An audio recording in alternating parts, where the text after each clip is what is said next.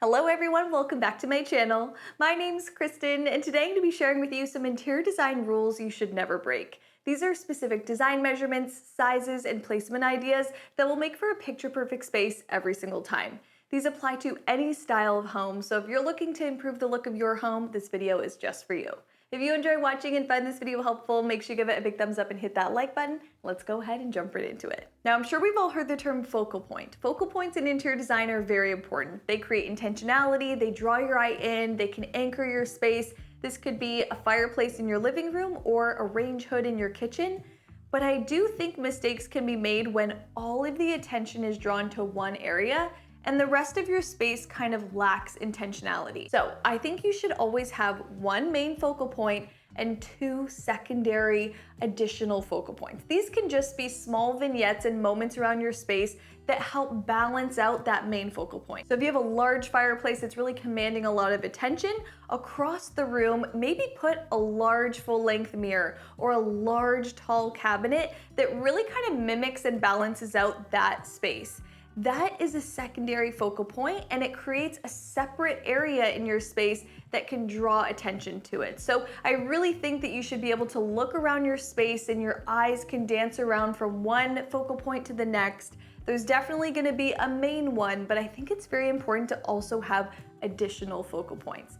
This will create a ton of balance in your home and it can be done very easily. Creating secondary focal points can be simple vignettes, they can be small gallery walls, they can be an accent chair and a lamp, but these small moments around your home and in one specific space are definitely important to creating an overall look. Now, whether you're renovating or just decorating your home, it's very important to think about longevity. You want your space to last. You want your design to be timeless, but you also want to have a little fun with trends. So I think a great calculation to make sure you have a balanced look that will last is 80% timeless, 20% trendy. So I think it's fun to add in trends in small ways with color trends, pattern trends, small decor choices, maybe lighting trends, but your overall look should be majority timeless.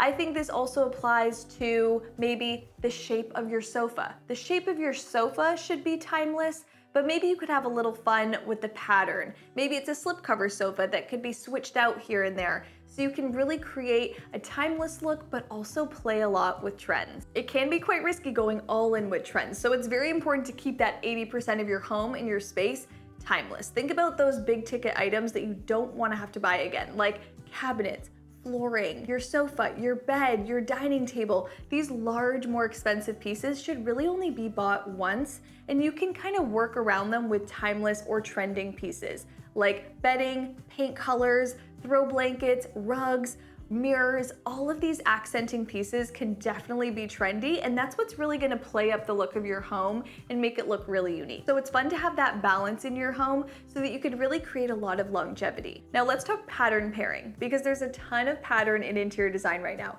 You're going to notice patterned furniture everywhere. So you have to be careful with mixing your patterns, and there's definitely a key to mixing patterns. So the perfect pattern pairing recipe is a solid fabric, a geometric pattern, and then adding in a floral or an abstract pattern. This is very easy to do when you're styling pillows because these are small items that you can easily throw together and create a really nice pairing.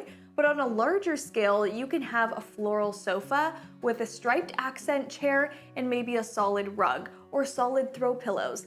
This pairing can really work well together if you want to layer in pattern in a bold way. You can also do this with your wall treatment. If you want to have stripes all over your walls, whether you've painted it or wallpapered it, you can then put in an abstract or a floral furniture piece or rug, and that will really create that beautiful contrast and really perfect pairing. And then again, tie it all together with a solid. So this can apply to all areas of design, large or small. Always have that perfect pairing recipe of a solid, a geometric, and a floral. Now, a measurement to always keep in mind when styling your living room or family room is the space between your coffee table and your sofa. This should always be 18 inches. That is the perfect measurement so that you can easily reach your coffee table, you can place a drink down, you can walk by it. It creates enough space to create flow around your home, but it also is close enough for access. So if it's any larger than that, it probably means that your sofa's pushed up against the wall, and maybe it shouldn't be. Maybe your coffee table is too small and you actually need to scale up to fill your space and create that perfect measurement, or you just need to kind of scoot everything in so that it creates that perfect placement. You really want to style your sofa and your coffee table together as a pairing, so make sure that that space is correct. Measure 18 inches all around your coffee table for the perfect fit. Now you'll notice when you're home decor shopping, there's a ton of sets out there. Furniture sets, decor sets, wall art sets, bedding sets. I think if it comes as a set, you should break it up intentionally. I think this will create for a more unique design while you're decorating. So if you ever do buy a bedding set, or maybe you have a furniture set, break up those pieces around your home in different ways. Wall art sets and frame sets can easily be broken up all around your home and used in different ways so that you'll never know that it actually came as a set. This is going to create a lot more intentionality in your design so that everything doesn't match perfectly, but everything pairs nicely together. Bedding sets are actually really fun to separate because you can take the quilt from one set, put it in one room, use the duvet in a different room, separate the pillow shams, and you've got your own unique look. So I don't think there's a problem with buying the sets. I just think you should intentionally break them up once you get home, so you don't have the exact same style as someone else buying that set. Create your own look with it and it will look fabulous in your home. Now, if you're ever hanging a gallery wall or styling multiple wall art pieces together, think about that measurement between each frame. I think the perfect measurement is always 2 to 3 inches. If you go any larger than that, the wall art pieces start to feel very disconnected, and you really want to intentionally style your art together. So keep those gaps no larger than 2 to 3 inches and no smaller as well. If they get too close, it creates a very cluttered look that doesn't have room to breathe. You want to be able to notice each art piece, but then also have it look like one whole piece all together. So that gap is very important. Now, to do this very quickly, you can just measure once on a piece of painter's tape and just move that piece of painter's tape around your art frames as you're adding to your gallery wall. That's gonna make it go a lot quicker and you don't have to keep measuring over and over again. So there's definitely shortcuts around it. Painter's tape is definitely the way to go. Now, I always think it's very important to implement juxtapositions everywhere around your home. I love the mix of opposites. It really allows every element of your home to shine. So think about mixing shiny with matte, round with angular, old with new. This is what really helps each piece stand out and balances your home. If you have all antique pieces in your home, your space can start to feel very old, but balancing antique pieces with brand new items really gives you this beautiful balance. Same thing with high gloss finishes.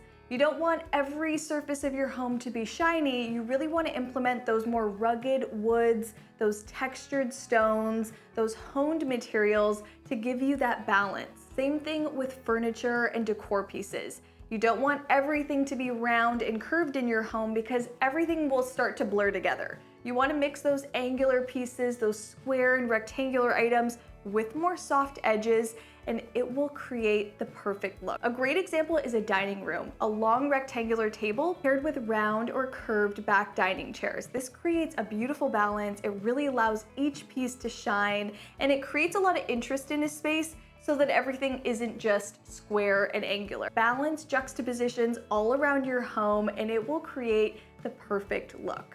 And lastly, always implement 3 textures in every space, especially if you're going for a more monochromatic look. Implement glossy, textured, and matte for a very cohesive, interesting look. Example of this would be linen, a metal finish, and wood or stone. The wood or stone adds in a ton of texture, and that's gonna create this depth in your space. The linen creates a softness, and the metal creates that hard, interesting, shiny finish. So this could be chrome, it could be unlacquered brass. You can create a ton of interest by implementing all of these textures in every single space. So if your space is looking a little flat, maybe a little boring, maybe look around and see if you have enough textures in your space. It could be looked at in decor, furniture choices, or even the hard materials around your home. All right, so that's it for some interior design rules you should keep in mind while decorating your home. There's definitely more, so if you're looking for even more ideas, I'll leave a few of the videos I made on this topic down below in the description box so you guys can check those out as well. But if you enjoyed watching and found this video helpful, make sure you give it a big thumbs up and hit that like button, and make sure you guys are subscribed to my channel so you don't miss the upcoming videos. Click that red subscribe button down below and make sure you guys have have your notifications turned all the way on so you're first to see the next video. Love you guys so much, and I'll see you in my next one. Bye!